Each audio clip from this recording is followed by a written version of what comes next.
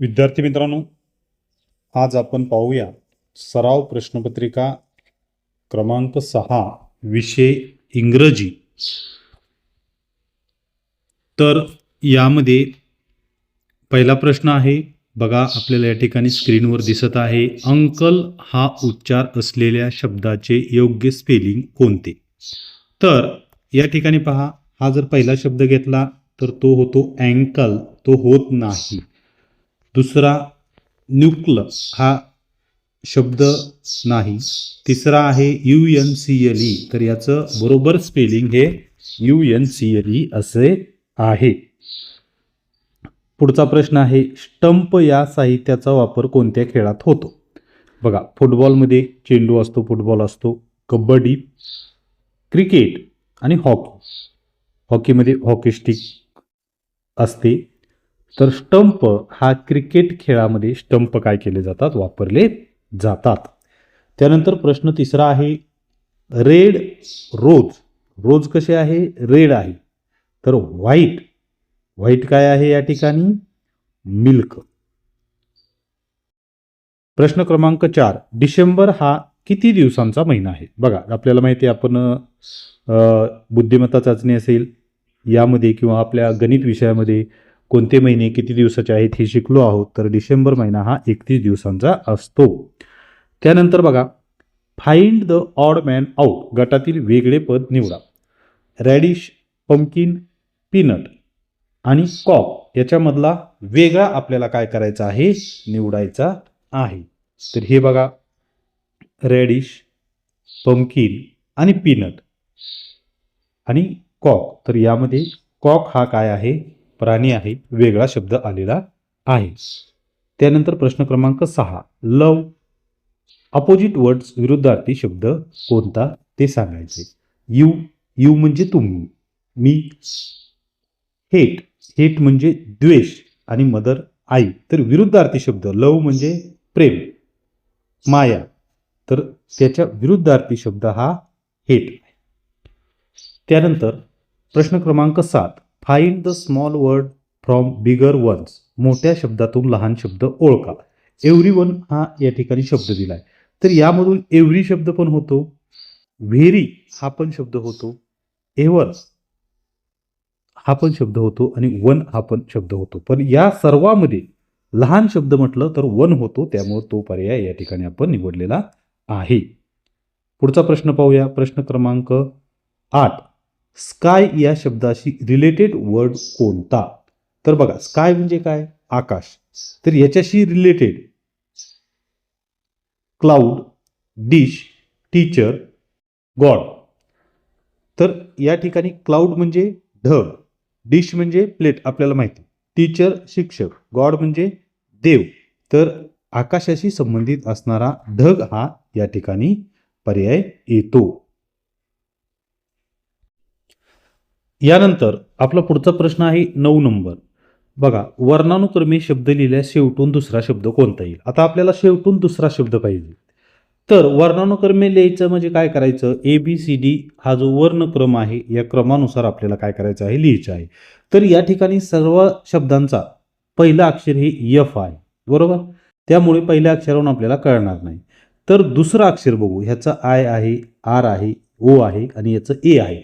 यापैकी सुरुवातीला कोणतं अक्षर येतं, बघा आपण इथं लिहून घेऊया। याचं पहिल्या शब्दाचं पहिलं अक्षर काय आहे, I, दुसऱ्या शब्दाचं पहिलं अक्षर काय आहे, R, तिसऱ्या शब्दाचं पहिलं दुसरं अक्षर काय आहे, O, आणि चौथ्या शब्दाचं दुसरं अक्षर काय आहे, तर A। आता याच्यामध्ये वर्णमालेनुसार पहिला वर्ण कोणता येतो, 1, तर मग हा शब्द 1 नंबरला येईल। कोणता, FAN, हा काय होईल, लिहूया इथं आपण FAN, 1 नंबरला येईल। त्यानंतर काय येतं, आय येतो। आय हा शब्द कोणता आहे, तर पहिला शब्द इथं लिहूया FIGHT, हाईट। आता तिसरा कोणता येणार, ओ, ओ असणारा शब्द, फूट। आणि चौथा शब्द फ्रूट।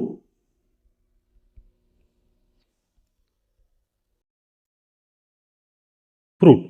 तर मग आता आपल्याला काय विचारलंय, शेवटून दुसरा, शेवटून पहिला हा, शेवटून दुसरा हा, कोणता येतो शेवटून दुसरा? फूट. तर यातील पर्याय क्रमांक 3 हा काय होणार, शेवटून दुसरा येणार. पुढचा प्रश्न पाहूया, घड्याळात किती वाजले आहेत? बघा या ठिकाणी बघितलं आपण तर 11:15 आपल्याला या ठिकाणी काय होतात दिसतात. 12 आहे का पर्याय? नाही. 9 आहे का? नाही. 9 वाजले नाहीत कारण तिथे मिनिट काटा आहे, तास काटा 9 वर नाही. 11:45 म्हणजे 12 वाजायला 15 मिनिटं म्हणजे 11:15, 11:45 हा पर्याय त्या ठिकाणी काय होतो, बरोबर येतो. प्रश्न क्रमांक 11, Rama sed may I come in madam, वरील वाक्यात कोणते विरामचिन्ह द्यायचे राहिले आहे? तर या वाक्यामध्ये बघा स्वल्प विराम द्यायचा आहे. कुठं राहिला आहे, कुठं देतो आपण, मे आय कम इन, इन आणि मॅडमच्या मध्ये स्वल्प विराम द्यायचा राहिलेला आहे. त्यानंतर पुढचा प्रश्न बघा, Cheema, Ganesh and I was going to Delhi, या वाक्यात अजून किती अक्षरे कॅपिटल असायला हवी? आपल्याला माहिती या ठिकाणी बघा हे नाव आहे आणि या नावाचं अक्षर जी हे कॅपिटल असायला पाहिजे होतं. आणि त्यानंतर आय, आय हे आपण ज्यावेळेस वापरतो त्यावेळेस ते कॅपिटलमध्ये वापरलेलं असते. त्यामुळे 2 अक्षरे या वाक्यात कॅपिटल असायला पाहिजे होती. पर्याय क्रमांक 2. प्रश्न क्रमांक 13 बघा, चित्राशी संबंधित नसलेला शब्द कोणता? राऊंड गोल आहे, आहे. ब्राईट तेजस्वी आहे, आहे. हॉट गरम, गरम आहे. स्मॉल सूर्य हा स्मॉल आहे का? तर नाही. म्हणून पर्याय क्रमांक 4 हा शब्द काय आहे, या चित्राशी संबंधित नाही. पुढे, can you make the star, वरील वाक्यात कोणते विरामचिन्ह येईल? बघा इथं दिलेलं नाही त्यांनी, कोणतं येईल? इथं राहिलंय काय, स्टारच्या नंतर.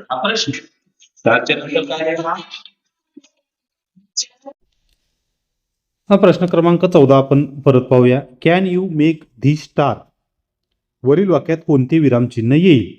तर या ठिकाणी can you make the star म्हणजे तुम्ही हा तारा बनवू शकता का? म्हणजे या ठिकाणी काय झालेलं आहे, स्टारच्या नंतर प्रश्नचिन्ह पाहिजे, म्हणून पर्याय क्रमांक 3 हे चिन्ह काय होईल त्या ठिकाणी येईल. पुढे बघा, चौकटीत कोणते अक्षर लिहिल्यास अर्थपूर्ण शब्द तयार होतील? चौकटीत यापैकी आपल्याला एक अक्षर लिहायचंय म्हणजे तिन्ही शब्द हे अर्थपूर्ण झाले पाहिजेत. SOX हा शब्द होतो का? नाही. जर इथं बी लिहिलं आपण, बी लिहिलं तर BOX, बॉक्स, BETTER बेटर आणि BALL बॉल म्हणजे पर्याय क्रमांक 2 या ठिकाणी काय होईल, योग्य येईल. तो पर्याय त्या ठिकाणी काय होतो, अचूकपणे आपल्याला येतो. पुढचा प्रश्न पाहूया, प्रश्न क्रमांक 16, I can run fast, I can climb on hill but I can not fly who I am. मग म्हणजे बघा, आय कॅन रन फास्ट मी वेगाने धावू शकतो, I can climb on hill मी टेकडीवर चढू शकतो, but I can not fly परंतु मी उडू शकत नाही, हू आय एम तर मी कोण आहे. बर्ड, बर्ड बघा पळतो का? बफेलो रन फास्ट करता येतं का? नाही. हॉर्स फास्ट पळतो का? पळतो. टेकडीवर चढू शकतो का? चढू शकतो. पण उडू शकतो का? नाही. तर मग काय आहे, पर्याय क्रमांक 3 या ठिकाणी येतो. प्रश्न क्रमांक 17, दारात पाहुणे आल्यावर तुम्ही काय म्हणाल? सॉरी म्हणतो का आपण? नाही म्हणत. थँक्स नाही म्हणत. बेस्ट ऑफ लक नाही. यू आर वेलकम असं आपण त्यांना म्हणतो. पुढं प्रश्न क्रमांक 18, काळजीपूर्वक पहा अशा आशयाची सूचना कोणती? केअरफुली लिसन म्हणजे काळजीपूर्वक ऐका, लुक केअरफुली म्हणजे काळजीपूर्वक पहा. पर्याय क्रमांक 2. पुढे प्रश्न क्रमांक 19, मित्राला परीक्षेत जाताना शुभेच्छा देण्यासाठी तुम्ही कोणत्या शुभेच्छा द्याल? तर त्या ठिकाणी बघा, good my friend, thumbs up, all the best आणि वेल डन. तर आपण कोणत्या शुभेच्छा देत? All the best. कारण वेल डन छान केलं त्यावेळेस आपण देतो, एखादी गोष्ट छान केली तर थम्सअप आपण दाखवतो, गुड माय फ्रेंड चांगले माझ्या मित्रा, अशा पद्धतीनं आपण हे करतो. त्यानंतर पुढचा प्रश्न पाहूया, प्रश्न क्रमांक 20, तर या ठिकाणी बघा प्रश्न क्रमांक 20 काय आहे, खालील शब्दापूर्वी कोणते उपपद वापराल? Honest, honest. तर या ठिकाणी बघा, या ठिकाणी काय करायचं असतं, द कधी वापरतो आपण?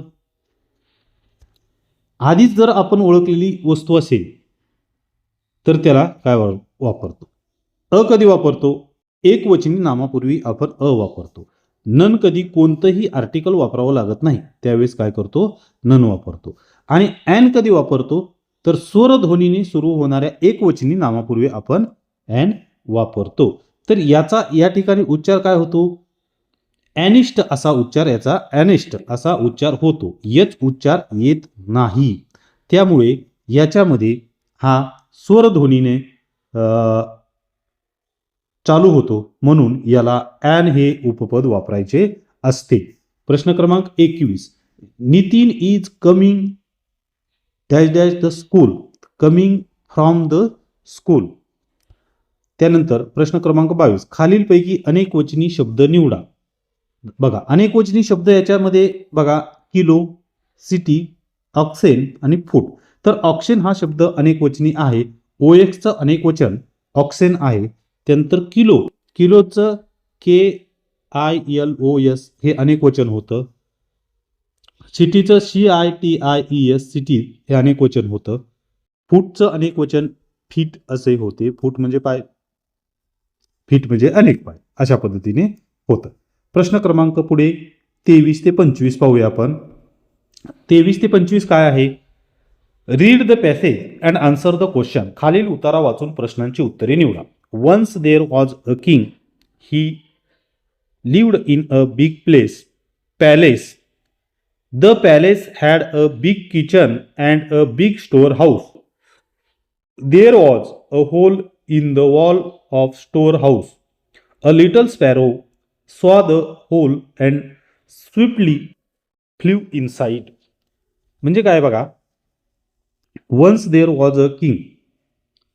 He lived in a big palace. एक राजा एका राजवाड्यात काय करत होता? मोठ्या राजवाड्यात राहत होता. त्या राजवाड्यात किचन, स्टोर रूम, गोदाम होते. There was a hole in the wall. त्या भिंतीला एक होल होतं, म्हणजे बोळ होतं स्टोर हाऊसच्या त्या ठिकाणी. आणि एक लहान चिमणी त्या ठिकाणाहून काय करत होती? स्विफ्टली उडू शकत होती इनसाइड, आतमध्ये. तर प्रश्न असा आहे, वेअर डिड किंग लिव्ह? राजा कोणत्या ठिकाणी राहत होता? तर या ठिकाणी दिलेलं आहे lived in a big palace, म्हणजे उत्तर काय आहे? पॅलेस आहे. त्यानंतर who flew swiftly inside the hole, म्हणजे स्विफ्टली कोण उडू शकत होतं? तर या ठिकाणी दिलंय बघा, अ little sparrow saw a hole and swiftly flew inside sparrow. आणि प्रश्न क्रमांक 25 आहे, the palace had big kitchen and big. Kitchen तर बिग आहे, अजून काय बिग आहे त्या ठिकाणी दिलंय, the palace had big kitchen and big store house, म्हणजे स्टोअर हाऊस. अशा पद्धतीने या उत्तराची उत्तरे आपण दिलेली आहे. तर मित्रांनो, या ठिकाणी आपण सराव प्रश्नपत्रिका क्रमांक 6 पेपर 2 म्हणजे इंग्रजीचा पेपर या ठिकाणी आपण पाहिलेला आहे. यानंतर आपण पुढच्या ह्याला बुद्धिमत्तेचा पेपर पाहणार आहोत. हा व्हिडिओ सर्वांनी पहा. व्हिडिओ पाहून प्रश्नपत्रिका समजून घ्या. जे चुकलेले प्रश्न आहेत ते चुकलेले प्रश्न समजून घ्या आणि सोडवा. जे विद्यार्थी आपल्या चॅनलवर नवीन असतील त्यांनी आपल्या चॅनलला सबस्क्राईब करा, बेल आयकॉनवर क्लिक करा, म्हणजे ऑनलाईन जो तास आपला होतो त्याचे नोटिफिकेशन आपल्याला मिळेल. तसेच इयत्ता 4थीचा जो शिष्यवृत्तीचा अभ्यासक्रम आहे त्या शिष्यवृत्तीच्या अभ्यासक्रमाचे सर्व व्हिडिओज आपण या ठिकाणी काय केलेले आहेत, आपल्या चॅनलवर उपलब्ध आहेत. हे आपल्याला काय होतील, आपल्या अडचणी दूर करण्यास नक्कीच फायदेशीर ठरतील. तर या ठिकाणी आपण थांबूया. धन्यवाद.